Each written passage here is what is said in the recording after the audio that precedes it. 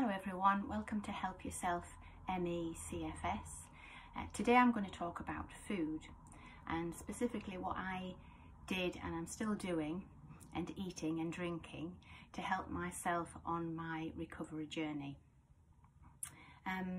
Food was actually one of the last things that I felt able to tackle, and that was because when I was very ill, I didn't have the mental capacity or energy or physical energy to actually make proper meals, to think about shopping, to think about making a complicated meal. It was just all too much, and really, although before I crashed I was eating pretty healthily, when I was first poorly, my diet really went to pot because it was just whatever someone would make for me or whatever I could be bothered to do or could cope with doing. So it was something easy, something just to grab, ready-made meals, microwave dinners, that kind of thing. But as I got a little bit more energy and felt better, then I did feel able to look at my diet, and that was because I was very aware that some of the things that I was eating were causing some symptoms. So I started to get very tuned in to how I felt during and after I ate. Much later on I did go and see a nutritional therapist, and I'm working with one at the moment, but that was only when I'd come to terms with the fact that I needed to actually get some expert advice and take some supplements, and I didn't know where to start with the supplements. But when I was first ill, I couldn't even think about seeing a nutritional therapist, and there was a few reasons for that. First of all, I had a huge fear about money. I'd lost my ability to work and my income was reducing, and I didn't feel I was able to launch onto this journey of seeing someone who I had to pay. There was also, of course, I couldn't cope with the consultations and the amount of questions and examinations about my diet that would have to be done initially for me to let anybody know what my diet was like now. It just seemed such a huge thing. I just couldn't even face it. But I did start to realise that some of the foods that I was eating were causing problems, and the kind of things that I would feel after I'd eaten was really wired and full of energy, but not a comfortable energy. I would have peaks and troughs of my blood sugar, so my energy would go up and then it would drop dramatically, and then I would feel ill and I would crave food, and it was always the sugary stuff that was, of course, just causing the up and down zigzag that wasn't useful at all. I would feel sick or really quite unwell after eating, bloated stomach, like an uneasy feeling, like a quivering in my muscles, like a really wired feeling.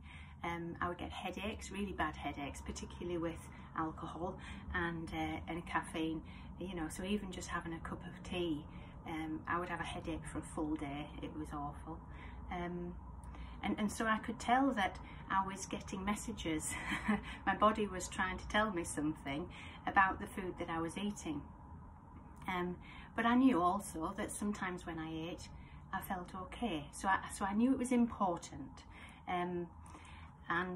And over the time, it wasn't really like a, right, I'm going to look at my diet decision. It was very, very gently and very, very gradually.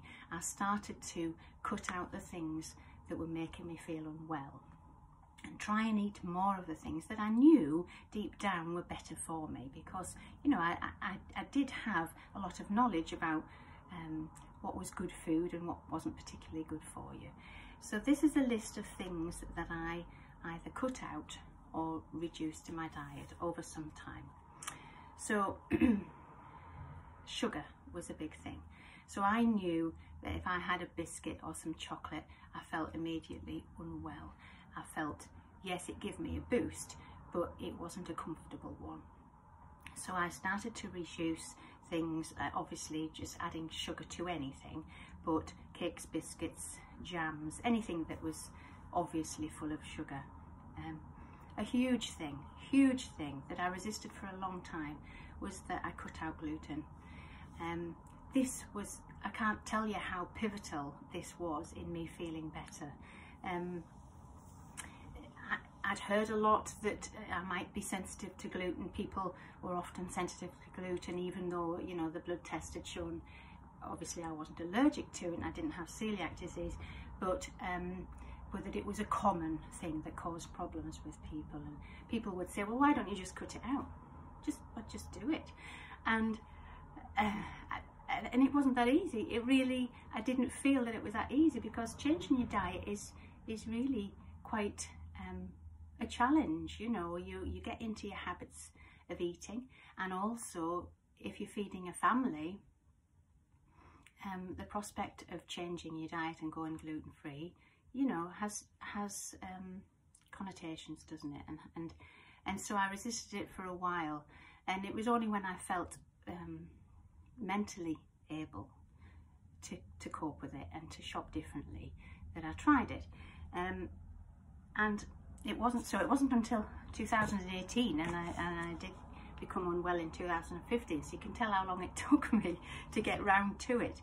But I'll just tell you, it was April the 4th, and I'd had some inspiration come. It was an internal, it might have been spiritual, whatever, you know, but I had a message or a thought or an inspired thought to just do it, just cut it out. It's something you have to do. It's the next step that's important. And so I cut it out from April the 4th, which was a Wednesday, and I journaled all the way through, and I have journaled all the way through. So everything is in these books, and it's so valuable actually to record everything, because you can see how you're improving. But anyway, that will be another video. So that was the 4th of April, and by the 7th of April, on the Saturday, I'd wrote, walk feeling quite normal. Oh, that's emotional. Feel quite clear-headed, and it's familiar.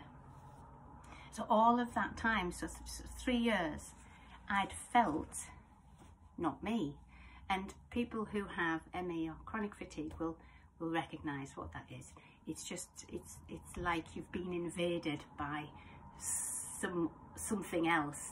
And 3 days later, a familiar feeling of normality came back. And it didn't stay, and it upped and down, and I just flicked through the next, you know, few weeks and months, and of course I crashed and relapsed again, and then I felt a bit better and relapsed again. And it wasn't just the gluten. I was doing lots of other things that I'll come to in another time. But I think that was the start.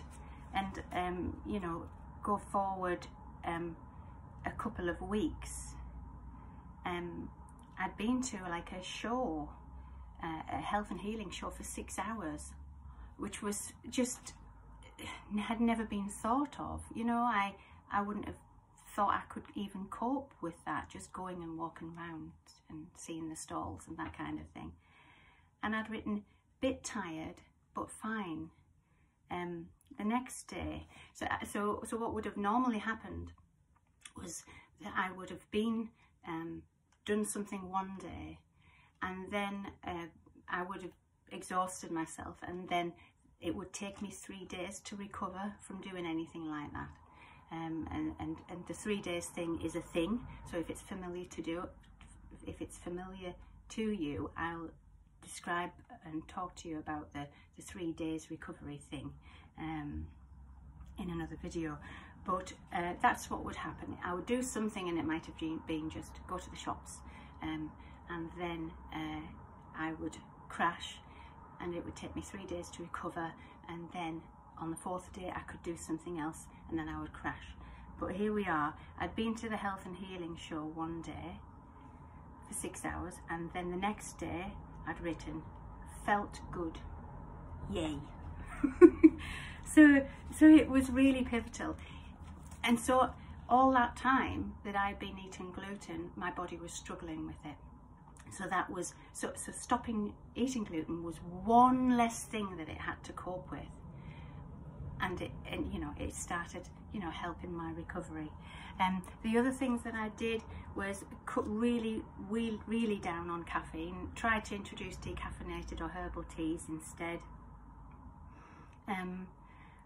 Alcohol, I would just have a really bad reaction to alcohol, and so I just decided to gradually reduce, and now I hardly have anything at all, because I recognise my body doesn't cope with it very well, and it might be able to in the future, but just now I'm still recovering, and that's that kind of acceptance. I can't eat crisps. I feel ill after crisps. Any highly processed foods.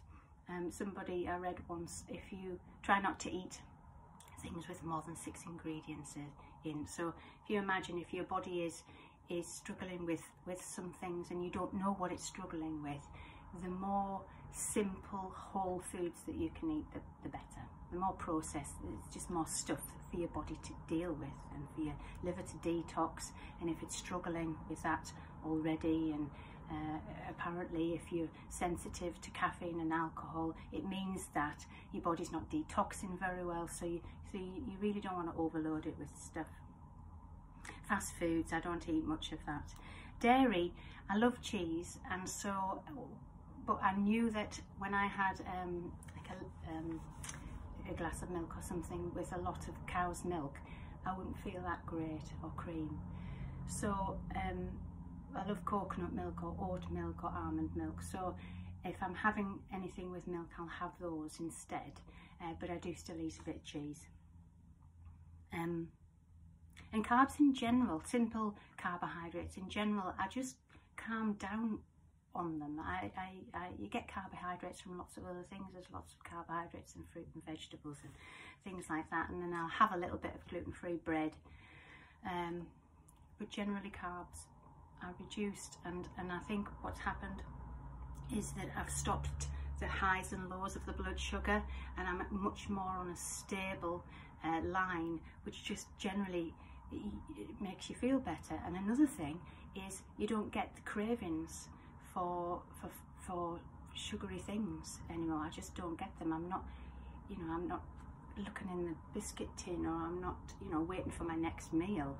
When it comes to meal times, you know, I'll be ready for it, but I haven't got those cravings, and it's the letting go of the sugar and the simple carbohydrates. I'm sure that's helped. The things that I've increased, excuse me, more and more, as I mentioned before, is just real foods that are whole, that you can pick up as it grew, an apple, some nuts.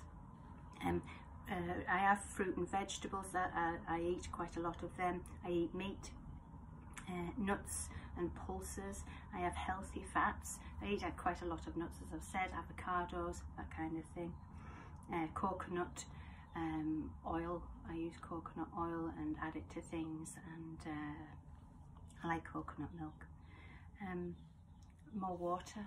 You know, your body just needs simple water. I have hot water a lot instead of teas and coffees, and you just keep hydrated. Your body needs fluid, so that was really useful. And healthy snacks, so I still will get sometimes when I'm out a little dip in blood sugar, so I always carry either some fruit or like the protein bars, something that's gluten-free, with nuts and oats perhaps, something that's going to give you a real healthy boost, and then you won't be just out stranded at the shops and have to buy chocolate bar, that kind of thing. I do have dark chocolate actually, and that's good for your magnesium levels, I believe, and you find you only want a little bit of it because it's quite a strong taste. So that's really it. It sounds like a lot, doesn't it? But what I would say, what I'd probably leave you with is your list of things might be different to mine, and start more and more to listen to your body and what is it that suits me, and eat more of those things, and what is it that that isn't suiting me, because you will get messages from your body. It does try to tell you things if you listen. So if you're able to just eat, so when you're sitting down for your meal, not having your phone or on the Facebook or be watching telly, actually just look at your food and taste your food. And it's about mindfulness, I suppose, but it does help calm the mind if you're just focused on your food. And if you imagine that if you're distracted and doing something else while you eat, you're really not taking any notice of when you're full or whether it's suiting you.